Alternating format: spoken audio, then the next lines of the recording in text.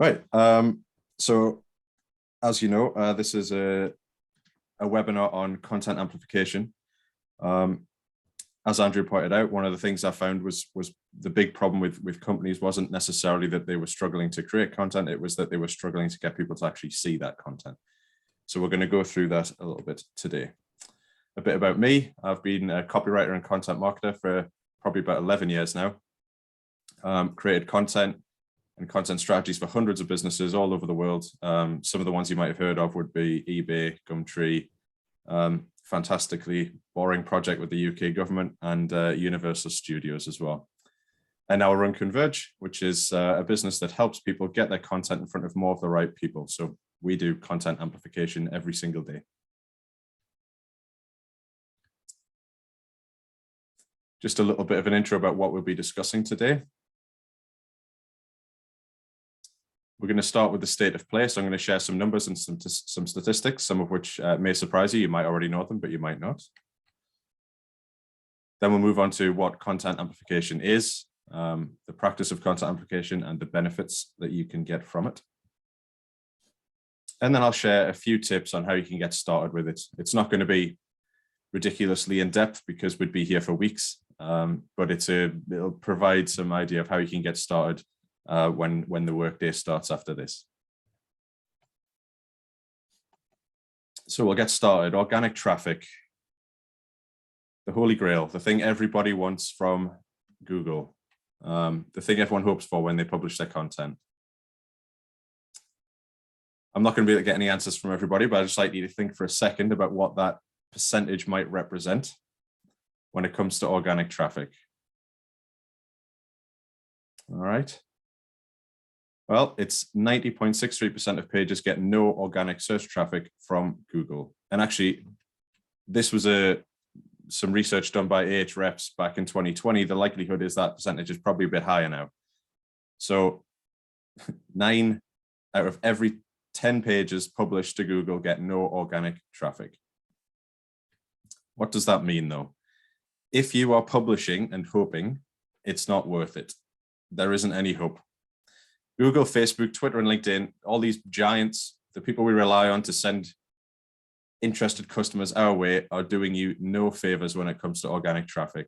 And year by year, it's even less.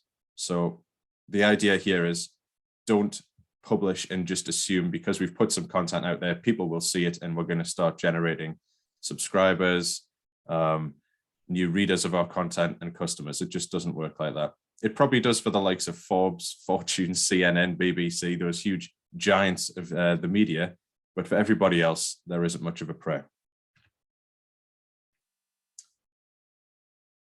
Another statistic, over 6 million. What do we think that might represent?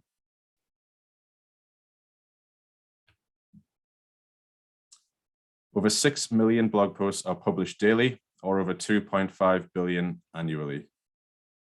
That's from a report done by Hosting Tribunal just last year.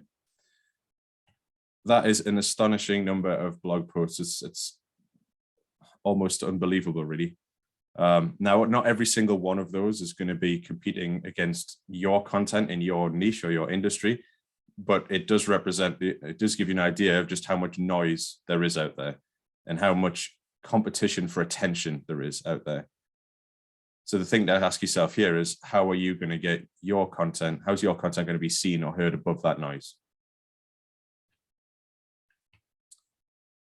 And finally, statistic, 44% of people typically consume 3 to 5 pieces of content before engaging with a business. And this was a report done by Demand Gen again last year.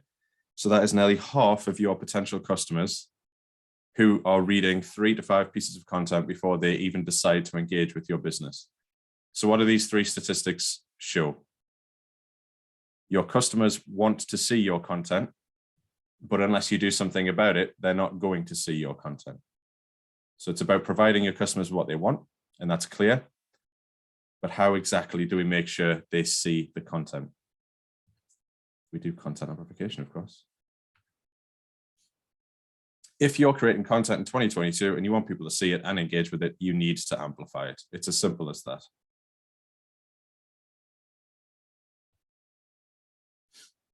And the evidence is there to prove it as well. Last year, we ran a report, a content amplification report. We had a couple of hundred content marketers from all different industries, different sizes of businesses take part in that. And it was obvious, very obvious, that content amplification has a positive impact on a content marketing strategy. 92% of the people who took the report said that it did make a difference. It seems fairly obvious after seeing those statistics, but you still need to ask the question. But the evidence is there. The industry states that content amplification has a positive impact on the content marketing strategy. So what is content amplification exactly? Well, here's a handy description. Content amplification is the process of getting your content in front of more of the right people. I've highlighted right there because more people isn't necessarily the idea. You can be talking to 1,000 people, but if they're all irrelevant and they don't care about what you're talking about, it makes no difference. So content amplification is getting it in front of more of the right people. And that handy quote came from me just now. So if you want to screenshot that and start sharing it across all your social media and put my name on it, that would be fantastic. I'll get known. But you may have heard of content distribution. You may also have heard of content syndication. You might have even heard of content promotion. What is that? Well, it's essentially the same thing as content amplification. They're all part of the same pie, basically. There's a slight difference between them, but essentially the idea behind all of them is getting content from the place it currently is, which is typically your business blog, in front of people in other places. You can distribute it, you can syndicate it, promote it, or amplify it. So if you see these words bandied about, it's essentially the same thing as content amplification. But where do you start with content amplification? Well, firstly, you need to understand that amplification of your content is as important as the content itself. The statistics earlier show that unless you are amplifying your content, no one's going to see it. There's really no point in doing it in the first place. If you're going to spend, I think the average is around 6 hours now on a decent sized blog post, producing that, probably even more if you're producing a podcast or video content, then you really need to amplify it. Otherwise, it's kind of no point in wasting all that time doing it in the first place. So the idea here is make sure content amplification is as important as creating content when it comes to when you pull your strategy, your marketing plan, your schedule together. It's not a nice to have or when I find the time job. If you do it like that, it'll never get done properly. Consistent effort is the key when it comes to content amplification. If treated as such, it'll never get done. So it's time to include it in your schedule or find somebody who can do it for you. Somebody else at your work, someone else brought in to do it, other platforms like Converge. Secondly, you also need to understand that you don't have to always produce new content. Just because a piece of content fell flat in the past doesn't mean it would fall flat if you put some amplification behind it, you promoted it. You may already have a library of content that is fantastic, super relevant to your audience, answers all their questions, really engaging, but you never amplified it in the first place, so nobody ever saw it. So don't think that just because you might start to do some content amplification, that you have to come up with loads of new content to do that with. Look through your past library of content, find out which stuff you think would work best, which stuff performed best perhaps, and then amplify that stuff as well. It doesn't always have to be brand new. It's a great meme. Business owner here, he gets no views, no engagement, no return on investment in his content. What's his short-term plan? He's going to create more. No, you don't need to do that. You don't need to do that. Maybe you do sometimes, but not always. People are producing decent stuff. You just need to make sure people are seeing it. I just want to stop at this point and just say before we go any further, there's a little bit of assumed knowledge here that if you are producing content regularly, that you have created, you've established your KPIs, your key performance indicators for your content. If not, this is very, very much the first step you need to do before you create anything in the first place, before any content is created, before any amplification plan has come together. This is the first thing you need to do. So I just wanted to put this in now. Chances are you're probably already doing it, but if not, establish what it is you want your content to achieve before you create it, before you amplify it. It helps so much in creating a more focused plan. So do you want brand awareness or authority from your content? So greater social engagement or following? More email subscribers, maybe? More customers? Figure this stuff out before you start creating anything, and you'll be in a much better place when you go past that point. Maybe it's something else. All right. So this is the first step in your content amplification plan. Or the first thing you need to do with it is you need to know your audience better than you know yourself. If you don't know your audience, how do you know who you're speaking to, what it is they want from you, and where they go to consume their content? So we're going to break down each of those sections over the next few slides and go into it a little bit in a bit more detail. So first up, who is your ideal audience? Secondly, we're going to go into where does your audience hang out? Which websites or blogs or forums do they use? Do they go to live events? Do they read certain magazines or newspapers? You need to figure out these channels that your audience are using so you can use those to amplify your content. And how do they like it? Do they want to read blogs? Do they listen to podcasts? Do they watch videos? If you're creating content that your audience want, but not in the right way, the chances are they might not consume it. So you got to figure that out as well. And then finally, who influences your audience? So are there particular people in your industry? Are there particular brands or media outlets that your audience reads or engages with frequently? They can be very useful, I guess, people or brands that you can leverage to get your content in front of the right people as well. So we'll start with who. Have you created audience or customer personas? This is where you need to start.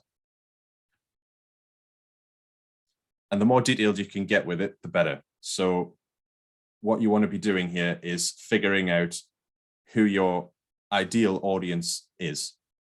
And you can, the first thing I should say here is if you already have people who are subscribed to your newsletter, or they read your content or watch your videos, start there.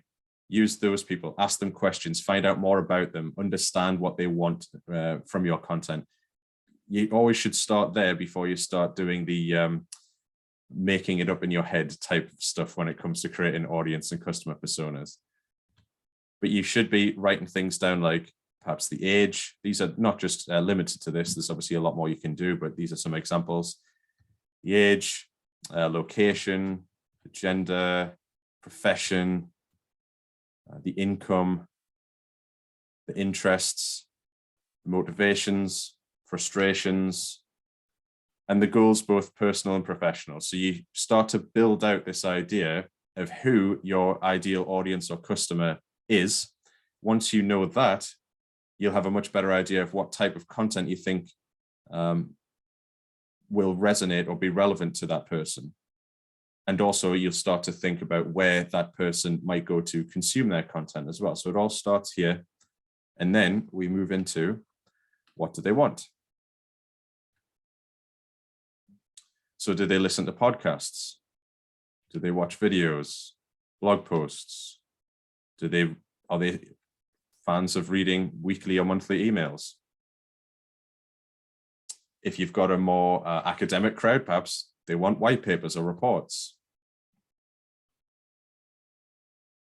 Maybe they like infographics, magazines. Maybe they read magazines or newspapers. These are all the different types of content that someone might want to consume. Maybe they're really into Twitter threads or the dreaded LinkedIn polls. I don't know anyone in their right mind who would be into that, but maybe there is somebody who is. So maybe you should be creating Twitter polls. Essentially, what type of content do you need to create to reach your audience, to satisfy your audience? And then where, possibly the most important of these audience related segments. Where are your audience hanging out? Are they on social networks? So Twitter, LinkedIn, Facebook, TikTok, Instagram, Reddit. Perhaps they're on Reddit. Not many marketers use Reddit. You've got to tread very carefully on that platform. It's not, it's particularly hostile to anyone who is trying to promote themselves. So you've got to tread carefully, but it can be a really useful resource and a place to find your niche audience. Places like Quora work as well, if anyone's used Quora before. Maybe it's the online home of the Crazy Frog fan club, which while I was doing my research for this, actually found that it does exist. And if anything, that just proves that whatever someone is into, whatever your niche is, there's a place online that you can find a fan club dedicated to that thing. Yeah, that's crazy. I don't know if anyone remembers Crazy Frog, but apparently there's people that still listen to that to this day.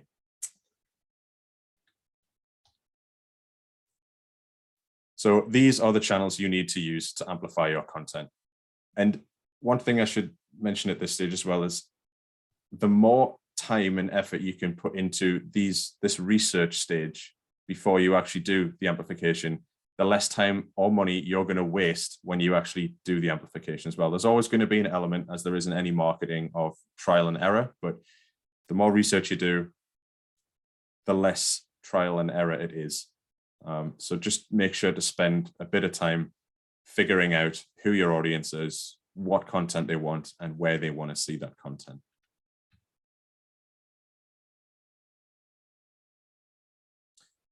And now we're going to get into the discussion that I get a lot. Should we use paid or should we stick to free?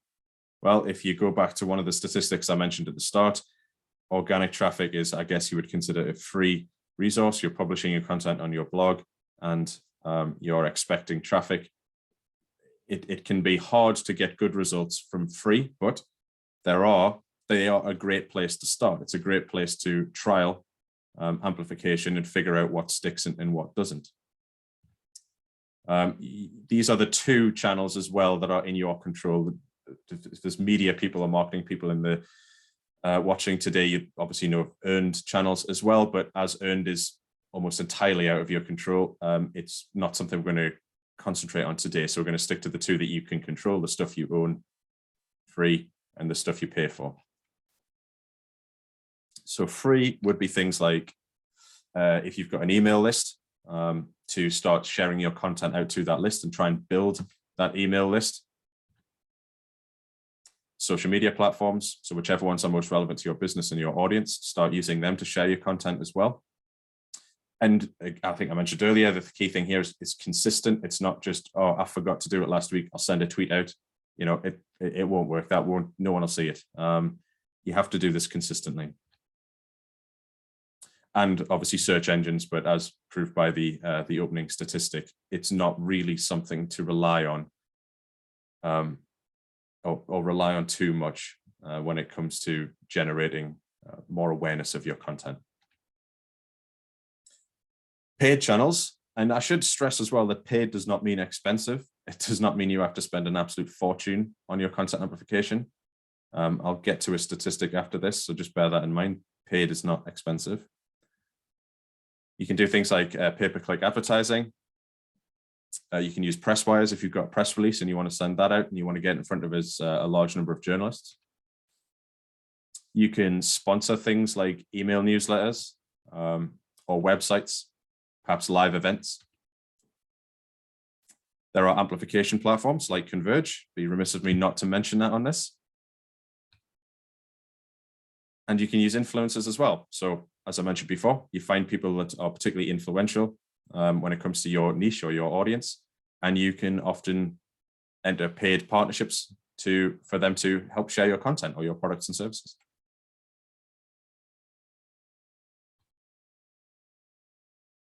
And it does make a difference.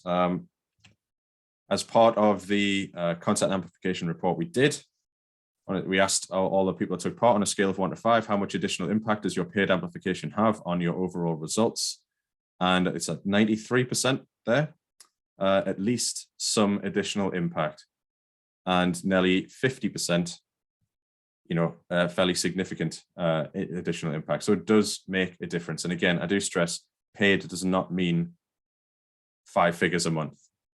There are affordable options out there. And the final thing, influential. So this is all about finding people who are influencers in your niche. So one thing you should ask yourself here, just simply, who influences my audience? That should probably be who and what influences my audience.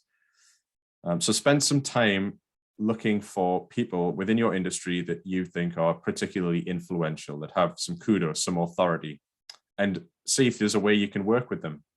We'll get to ways you might be able to work with them in a few more slides, but this is the first question to ask yourself. And actually, there are a couple of tools that I've come across that are particularly useful for this task. One of them is called Audience, and that's not a misspell, that is the way it's spelled. And the other one is called SparkToro. I know SparkToro definitely has a free tier to it. It's limited, but you can test it out. I'm not too sure if Audience does, but it may do. But if you want some help in finding out who influences your niche or your industry, you can start there. So I'll leave that up for a second if you want to make a note of those two businesses and go look for that afterwards. It's an underrated tactic, this one. Not many people in B2B use it too much. So you might be able to get some really good gains by jumping on board with this before everybody else does.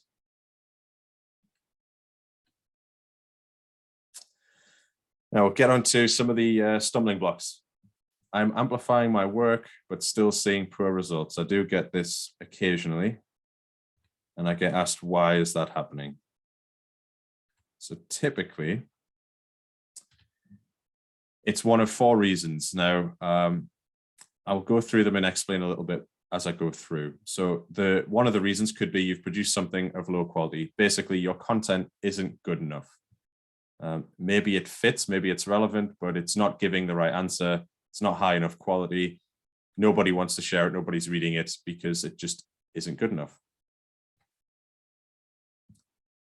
Number 2, you've produced something of high quality, but low resonance. So you've done a great job with the content on it. It's objectively, it's fantastic. It answers a question, but it's maybe not relevant to your audience.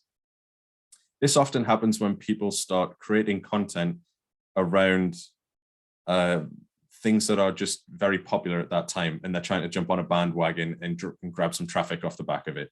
If it doesn't actually tie into your business, it's a waste of time, because you'll spend a lot of time producing something that might actually be really high quality and might be the best thing on that subject. But unless that resonates with your audience, it's not going to work. Number 3, you're at the early stages of brand or audience building, and you need to keep investing before returns will accumulate. So this is probably the most common one. You might have just started with amplifying your content, creating and amplifying content. If that's the case, you've got to give it a bit of time for it to bed in. This is not like it's not pay-per-click advertising. Pay the money, the tap turns on, stop paying the money, the tap turns off. It's a much longer game to be played when it comes to content marketing and content amplification. So if you're not seeing results right away, don't worry, stick with it. Those results, the returns will compound and accumulate. And number 4, probably the least likely, but it does occasionally happen. Timing and luck simply weren't on your side, but repeated similar efforts are likely to work. You might have produced something of very high quality, high resonance, but for whatever reason, nobody can figure it out. It just didn't catch. People aren't sharing it. No one's reading it. As I said, very unlikely that that's going to be the case, but sometimes it happens. So I guess just be aware that sometimes there is no explanation as to why something didn't work. And I'm not going to take all the credit for this. These are 4 fantastic points made by Ryan Fishkin in an article he wrote last year on why people aren't amplifying your content. If you don't know Rand was he's probably one of the biggest names in SEO, at least was SEO, now more sort of content marketing and audience intelligence. He developed a platform called Moz, which is still used in SEO today. And he's one of the leading names in that industry. But he summed these 4 points up extremely well. Couldn't have done it better myself. Right, now we'll move into types of content that are more easily amplified. So stuff that tends to be a bit stickier when it comes to sharing it with audiences, stuff that's more shareable. Possibly my favorite type of content is collaborative content, and this works in 2 ways. First of all, it's extremely powerful. It often leads to better quality content if done properly, because you are creating content with others. It also makes the amplification of that content a lot easier. But why is that? Because everyone involved is probably going to promote that content too. So say you've collaborated with 5 other people to produce a piece of content, video, podcast, whatever that may be. When it comes to the promotion of that content, it's not just you doing it. The other 5 people are also going to do it. So you've immediately gotten your content in front of a much larger audience without a lot of effort. It's also very good, not to be abused, but it's also very good if you want to start building a relationship with someone within a company or an industry that you're trying to get into as a business. Instead of sending the cold email that tells them what it is you do and what it is you sell, maybe you send them an email and tell them that you're going to produce a piece of content on X. You think they are going to be fantastic. You want them to share some insight in that piece of content. The likelihood is they're going to be far more receptive to that. And then you can build a relationship from there as well. It's not a tactic to be abused, but it is a useful one.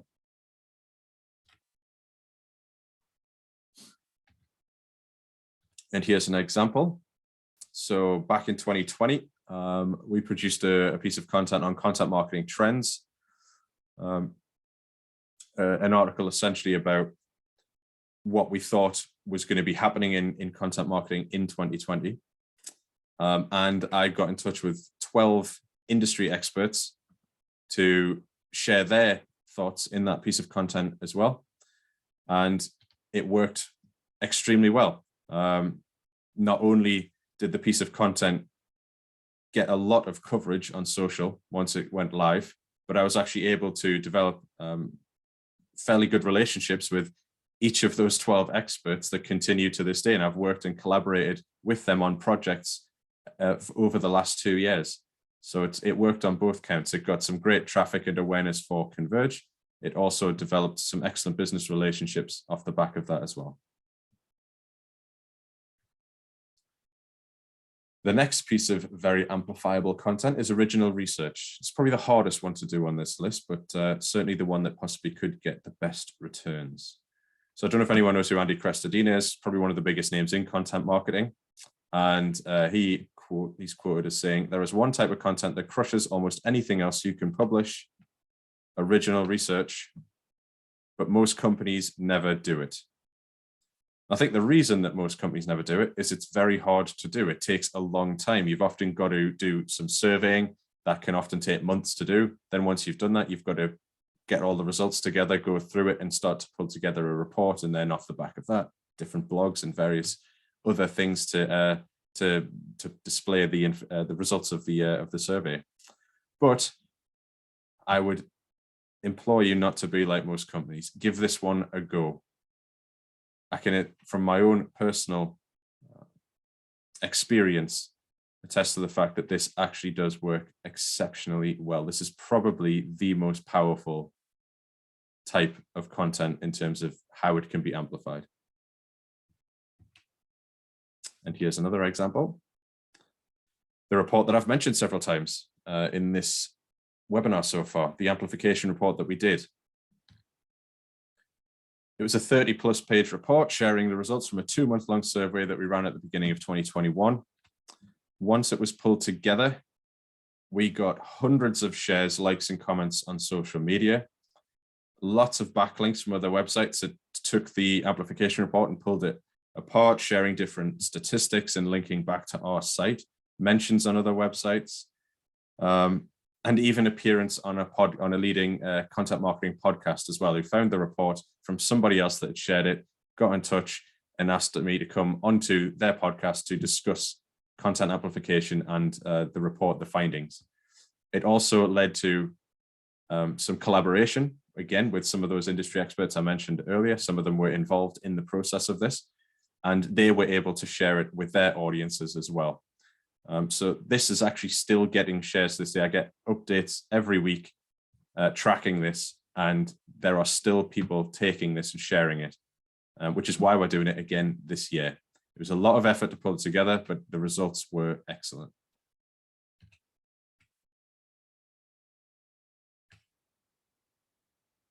And here's a quote to prove that the power of original research, I guess, by BuzzSumo and Mantis Research back in 2018. 9 out of 10 companies who do original research found that it's successful.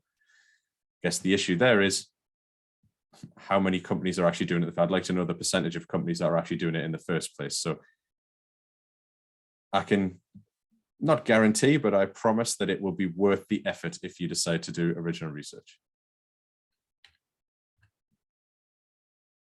And finally, we'll discuss spiky content. So this is a term developed by Wes, I'm going to guess Cow. I'm not great at my pronunciation there. But what is it? It's a great way of describing content that shares a strong and possibly unpopular opinion. But why is it so good? It's hard to replicate. Your point of view will not be as easy for someone to steal and copy. It will sound uniquely you because it's your opinion.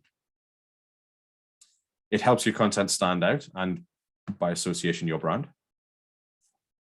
It's shareable. It creates engagement, both good and bad engagement. I guess you will get people agreeing with you and sharing their opinion. You'll get people disagreeing with you. But it creates engagement. It creates chat online. This is a key point. It must be rooted in evidence. You can't just say something for the sake of being controversial. It has to be rooted in evidence. It tells your audience something they don't already know. It's a key thing as well. You know, we've all seen the content that gets churned out over and over again on the same point, saying the same things over and over again. There's no point really in adding to that pile.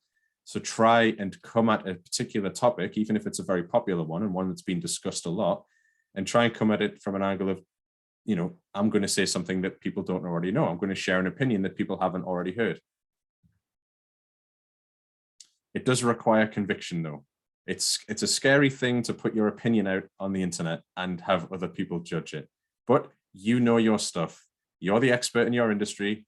So have the conviction and tell people your opinion. My only advice would be don't do it for the sake of it. It's very, very easy to spot someone who's trying to be controversial just for the sake of being controversial. Clickbait, that sort of thing. It has to be genuine.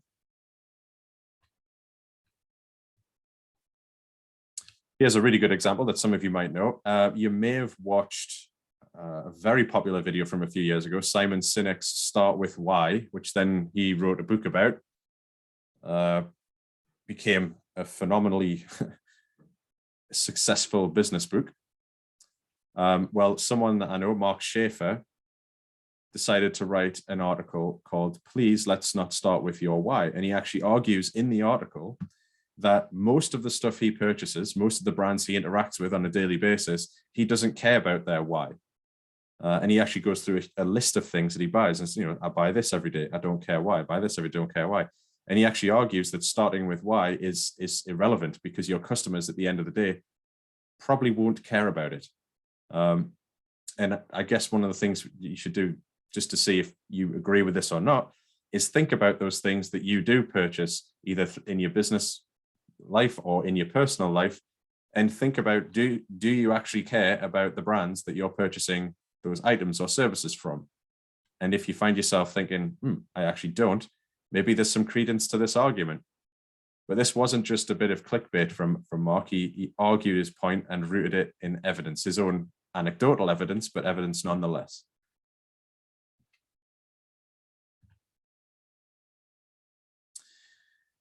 Now we'll come to some final objections, I guess. The biggest one being I've got no time. So you may have watched this and thought, I'd love to do some content amplification. This sounds great. We need to be doing this. Our content isn't getting seen. We're not getting the return on investment we want, but I've just got no time left to do it. Well, the first thing to understand is you're not alone in that.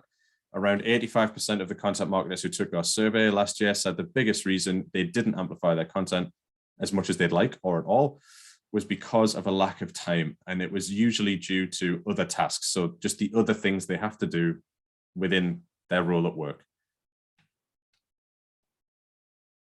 But as you've seen from the statistics, it needs to be done. So now you're in between a rock and a hard place, I guess. I don't have time to do it. I know it needs to be done. So you've got two options at this stage. I'll be fairly blunt about this.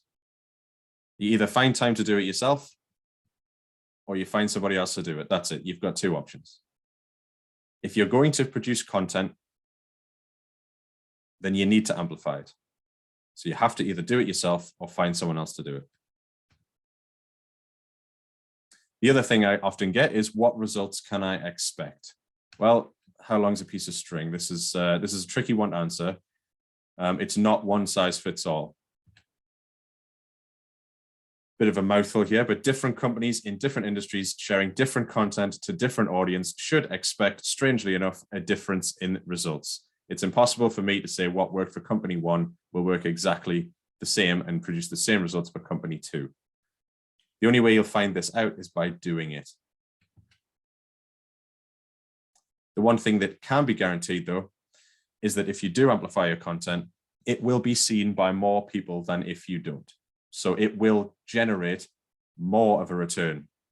The key thing is to try and find what works the best to get the best return. And that's where the trial and error and actually doing the content amplification comes in. And I'm going to put this graph back up again to really hammer home this point. Has content amplification had a positive impact on your content marketing strategy? Overwhelmingly, yes.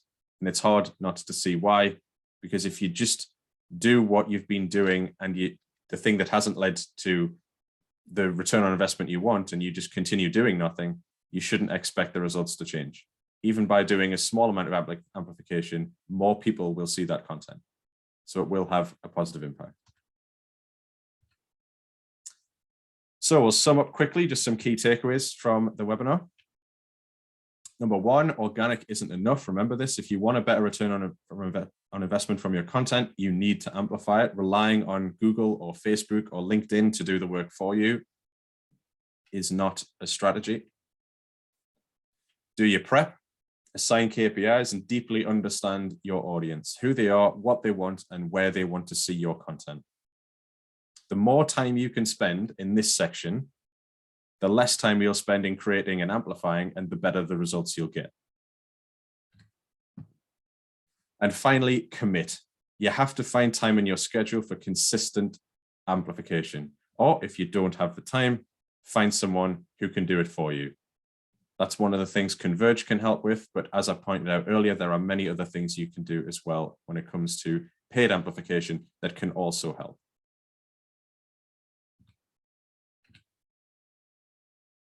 And good luck with it. Hopefully you'll get started right after this webinar is finished. That's what you're going to spend the rest of the day doing, prepping and planning your content amplification. But thank you very much for your time this morning. I hope you found it informative.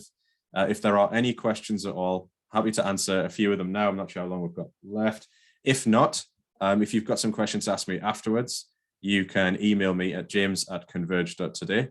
And for any information on Vistage as well, you can email andrew.marsh@vistagechair.co.uk. And at this point, I'll hand back to Andrew. Thank you, James. Thank you for that. Really good stats and information coming through. It was quite shocking, the information, some of the stats that you have around, 90% of organic material just gets no traction at all. Really interesting points. I'm going to open up to the floor at this point. We've got time for a few questions. If anybody has, put it in the chat or just come off mute and just shout out. Don't be shy, Bens. Any questions out there? Anthony has asked, how important is it that all your channels have a similar look and feel? Your owned channels, I would say, very important. Yeah, there has to be a consistency of brand and a consistency of message when you're sending the content out. Obviously, if you're using other channels, the paid channels or external channels, then I guess you don't have as much control over that. But your own stuff, your social media, your email, all that sort of stuff, yes, no, it should. Consistency of branding helps as well in terms of long-term recognition for your brand. So I would say it is important, yes. Excellent. Any other questions? Penny's asked, are there any stats available on conversion rates for spiky content? There probably will be. I don't have them to hand. But I'm sure we've all, from our own experiences, gotten more involved, and you've probably seen it on things like LinkedIn and Twitter, when a controversial opinion is shared, just how much more engagement there is from both sides, people who agree, people who disagree, and how much of a conversation gets started. Now, obviously, as I mentioned, just sharing something controversial for the sake of it will probably just harm your brand, and people will see through it. So it has to be a spiky opinion rooted in evidence, and that actually, shares a belief that you really are convinced by. But then it starts, really good conversation. We all love listening to people's opinions and sharing opinions, so that stuff works. A single form of paid amplification that trumps the others. Probably that would be difficult to tell. It's probably very, very dependent on your industry and the content you're sharing and your audience. There probably will be, for certain industries, types of paid amplification that works best. But it would depend on too many variables within each industry and the type of content and audience that they're trying to get in front of. But by doing that research and all that prep, you'll find the single form of paid amplification that trumps all the others probably quite quickly. Because when you're doing your testing, when you're doing your amplification, you'll just see one of those types just outperforming all the others. At that point, double down on that and go for that one. Just as we're waiting for any sort of final questions, and James, one that's in my mind is there'll be some people on this call who probably have to go away and convince somebody else that this is the right thing to invest in. This is the right thing to do. What sort of things would you be saying to them to try and convey across to the board, to the CEO, to the boss? We should invest in this area. What would you be saying is the first thing that they should be trying to articulate and get across? I guess it would be the best place to start would be to pull together how much time and effort and money you're possibly spending on the creation of content in the first place, and whether or not you're happy with your results.